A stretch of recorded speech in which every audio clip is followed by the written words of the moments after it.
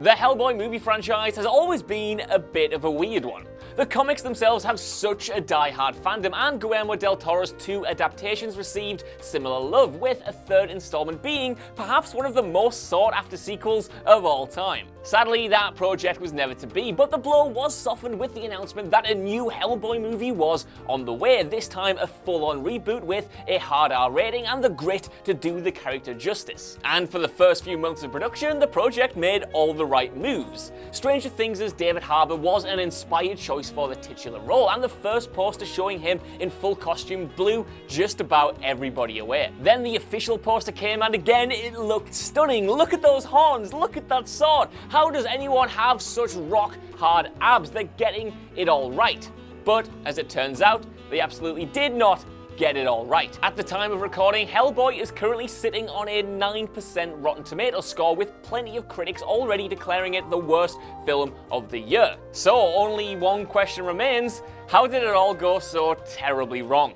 I'm Josh from WhatCulture.com, and this is Hellboy: Why It Failed. Number 6, a clash of creatives. One of the biggest issues, as is often the case with big superhero movies like this, was trouble behind the scenes. Thanks to an exclusive investigation into the film's production from The Wrap, we now know that shooting this picture was just as hellish as the visuals audiences eventually got on screen. A major difficulty seems to have been the war for creative control that was going on behind the camera.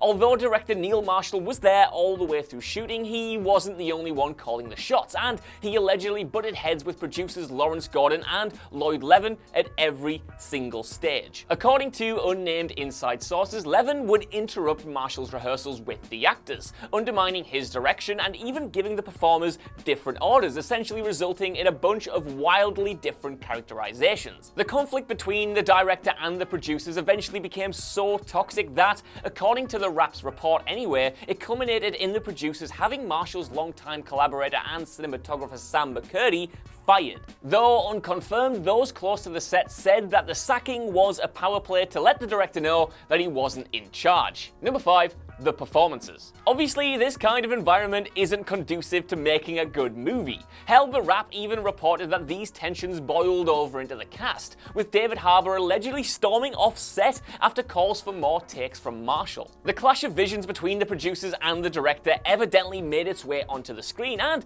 can even be seen right back in the very first trailers for the blockbuster. Still, it's unclear who's to blame for the actual performances in the movie. While Harbour is pretty good as the title character, it might just because everyone else around him is really bad.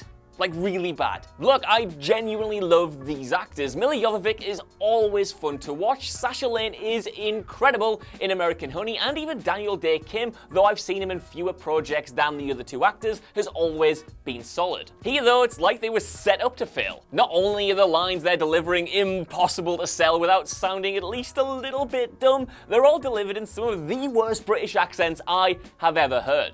Which is shocking because Neil Marshall is British. He should have known how often weird and unnatural these lines sounded. At least Ian McShane and David Harbour are having some fun, but some of the other actors feel like they're from an entirely different movie altogether. All on this Stephen Graham's Scouser Scrappy-Doo as well, who is, admittedly, pretty awesome. Number 4, rewrites and an aimless script. Next up is something which happens in a whole bunch of blockbuster movies, although some certainly handle it better than others. Again, according to The Wrap, the script was undergoing significant rewrites while production was already in full swing. Admittedly, the details are a little iffy on this one, as The Wrap sources indicate that pretty much everyone was contributing to the screenplay, including stars David Harbour and Ian McShane, while Martin Singer, Lloyd Levin's attorney, provided a response downplaying the revisions, claiming that only a few scenes were altered and the actors didn't touch the script. How much of the script was crafted on the fly is kind of a moot point anyway, because either way it ended up being bafflingly inconsistent, lacking clarity, and making it confusing to know what characters themselves actually know at any given moment about the plot. So much is crammed into this film that it at once feels far too bloated,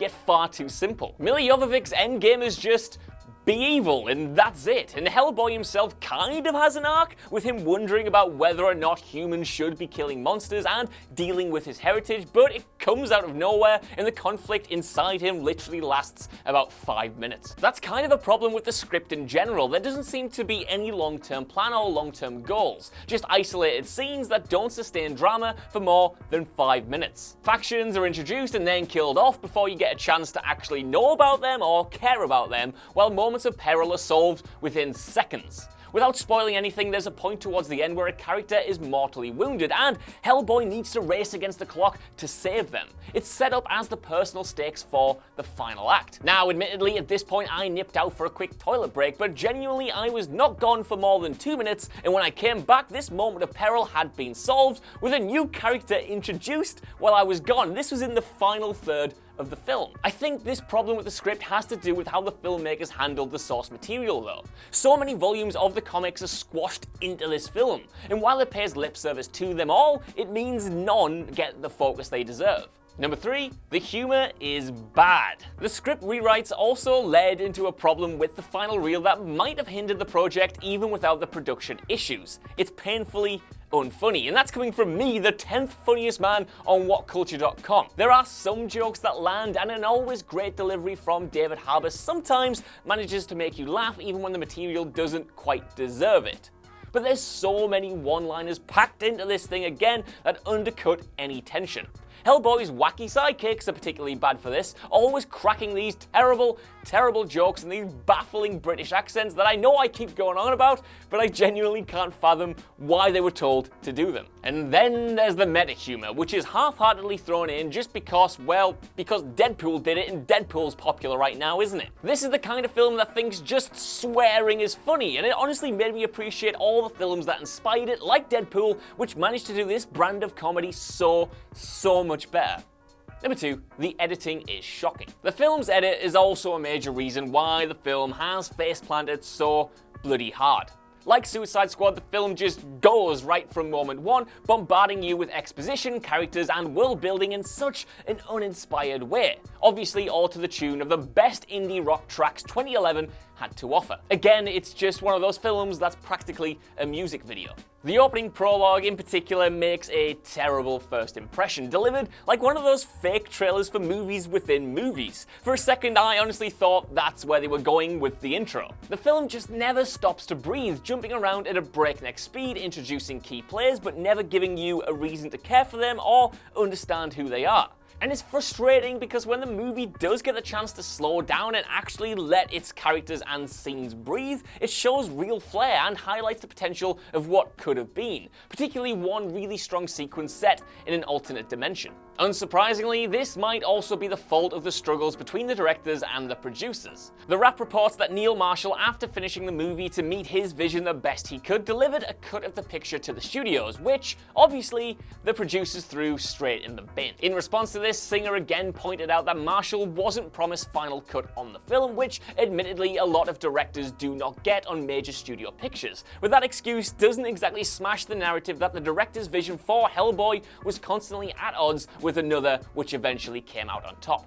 The Wrap reports that even little things like the design of a tree that recurs throughout the movie became a source of contention between these two parties. Allegedly, Marshall wanted something a little more realistic, asymmetrical, and normal, which Levin then changed to something more surreal and symmetrical. But then, in post-production, Marshall changed it back once more. The fact that the design of a tree became this war of attrition is indicative of just how broken the creative process was, and why a lot of the more promising features that did make it into Hellboy feel compromised and unexplored and haphazard. Number 1, even the action and CGI don't hold up. Again, these production wars could explain the surprisingly poor action and the shoddy CGI. As I've been saying, there are flashes of some inspired superhero bouts in here, with a fight against a group of giants being a particular highlight. Here the camera is purposeful and energetic and kind of unique. It actually feels like a set piece that had been planned out, storyboarded, and prepared for maximum impact. Unfortunately, this is an anomaly, and the good majority of the action comes across like it was handed off to the second unit,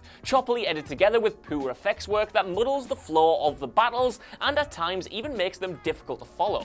And yeah, the CGI is kinda terrible as well. One really egregious emotional moment right at the end is hampered by this The Rock as the Scorpion King-esque render of one of the characters. It's frustrating because there's some really great physical prosthetics work in there. Hellboy himself looks awesome and some of the monster designs are so well realized. It's just when these real animatronics and the makeup gives way to the CGI, which sometimes even looks a little unfinished. And that's the most annoying thing about Hellboy. There are brief flashes where you can see the film that it could have been. And while executive meddling no doubt didn't help the end result, I don't know if it would have been a great film had Marshall had full creative control. There just seems to be so many issues at the core of it. Even with all this in mind though, it's impossible for me to hate a film where a dismembered Mila Jovovich and a scouse, muscly pig voiced by Stephen Graham watch Love Island on the telly. A film where Big Mo from EastEnders, a show I haven't even watched, uses an SMG from behind a chippy. A film where Ian McShane is simultaneously having the best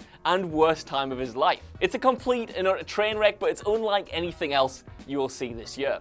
Either way though, I want to know what you guys think down in the comments below. Have the movie's failings been blown out of proportions, or were the critics spot on? While you're down there, could you give us a like, share, subscribe, and head over to whatculture.com for more lists and news like this every single day. Even if you don't though, I've been Josh, thank you for watching, and I'll see you soon.